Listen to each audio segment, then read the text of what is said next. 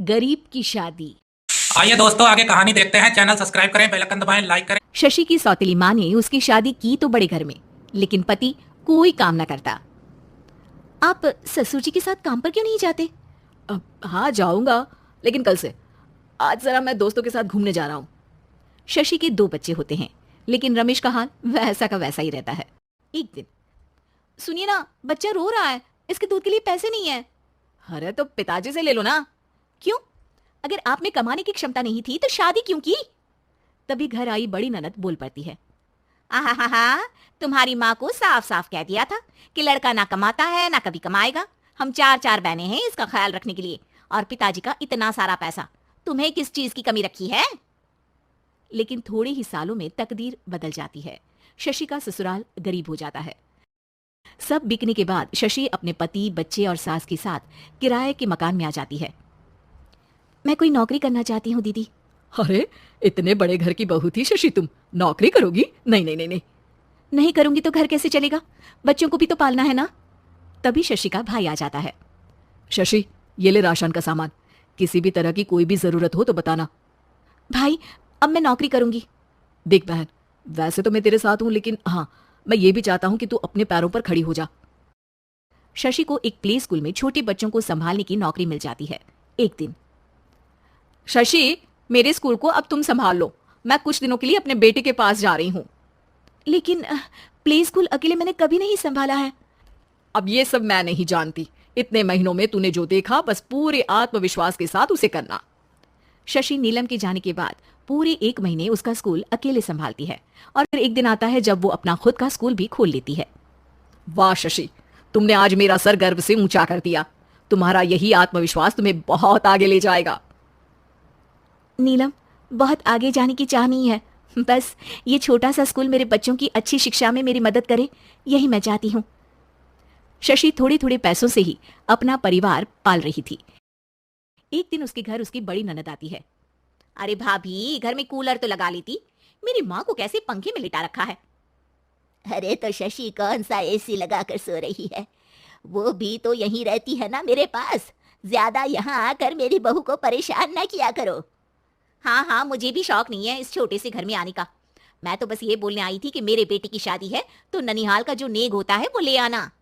हाँ, जितना बनेगा कर देंगे, और ना हुआ ना तो वो भी नहीं करेंगे।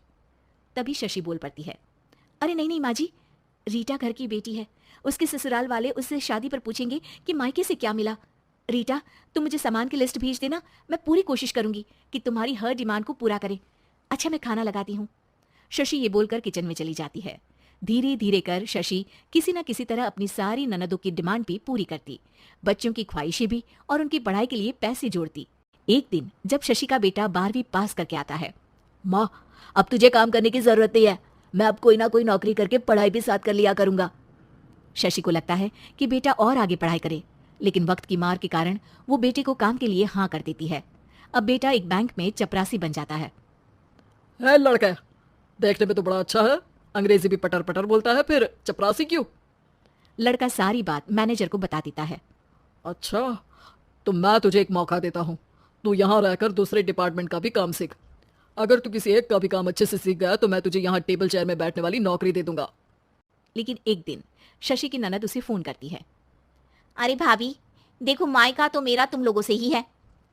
मैंने आपके बेटे और मेरे भतीजे प्रदीप के लिए यहाँ एक नौकरी देखी है, पूरे 5,000 मिलेंगे। वैसे करता ही क्या है, चपरासी ही तो है ना।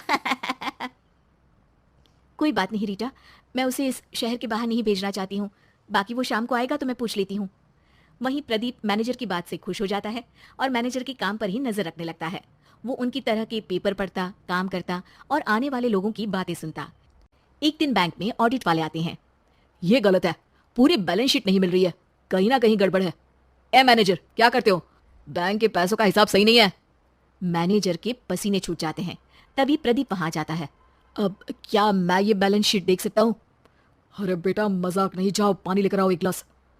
प्रदीप मैनेजर को पानी लाकर देता है और फिर ऑडिटर से कहता है, देखिए सर, मैं आपको बता सकता हूँ कि कैसे बैलेंस शीट को आप लोग गलत तरीके से जोड़ रहे हैं। ऐसा बोलकर प्रदीप एक एक कर सारे डाउट क्लियर कर देता है। अरे हाँ, ये तो पॉइंट हमने देखे ही नहीं थे। गुड, कौन है ये बच्चा? तभी मैनेजर बोल पड़ता है। अब हमारे यहाँ अकाउंट में नया आया है। ऑडिटर के जाने के बाद, वाह प्रदीप, आज तो तुमने मेरी नौकरी बचा ली। और आपने भी तो मेरी नई नौकरी लगा दी अकाउंटेंट की।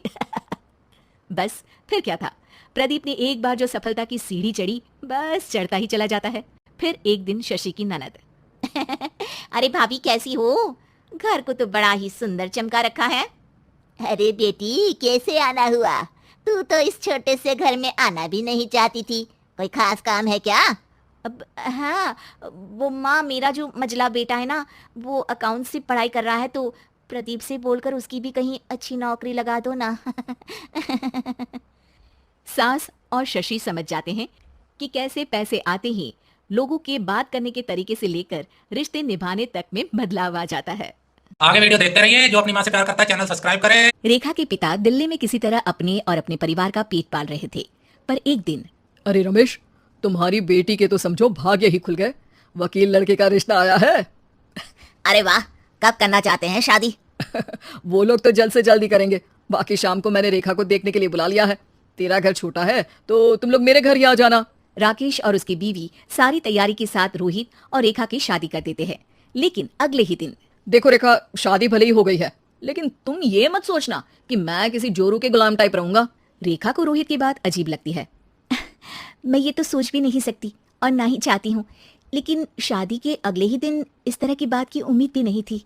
रोहित रेखा के मुंह से ये बात सुनकर गुस्सा हो जाता है। अरे, काफी जबान भी चला लेती हो। माँ ने सिखाया नहीं कि पति से कैसे बात करते हैं? रेखा अब चुप रहने में ही भलाई समझती है। रेखा, जल्दी से नाश्ता तैयार कर लो। आज पहला दिन है, सारे काम तुम्हें समझा दूंगी। ये नौकरानी है जो तुम्हें बता देगी कि कैसे कैसे क्या करना है। फिर इसकी कल से छुट्टी है। रेखा भी ससुराल में जी जान लगाकर काम करने लगती है। खाली समय मिलता तो पति के वकालत की किताब उठाकर पढ़ने लगती। ये क्या, जब देखो तब पढ़ती रहती है। अच्छा सुन, कल पिता के घर से 20,000 रुपए लेकर आना।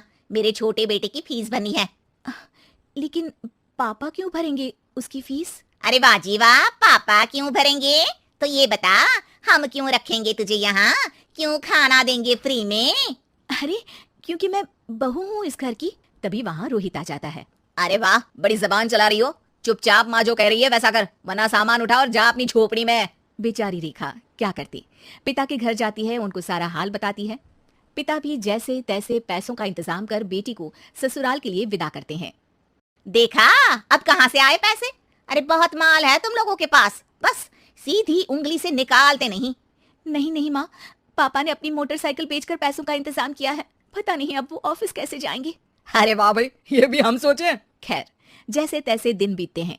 रेखा जहाँ एक प्यारे से बेटे की माँ बनती है, तो वहीं उसका वकालत की किताब में ज्ञान और गहराता जाता है। हे भगवान, बुरे फंसे। ये केस तो लगता है कि मैं हार ही जाऊंगा। देखिए, मैंने आपकी इस केस की फाइल पढ़ी थी। इस केस को जीतना बहुत ही आसान है।